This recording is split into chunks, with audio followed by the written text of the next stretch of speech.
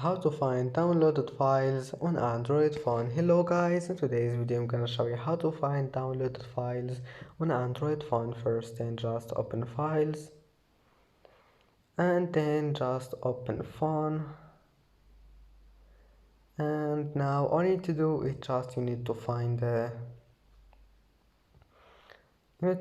this one here, download, and then just click on it, and here we'll find the download apps, downloaded files, and that's it.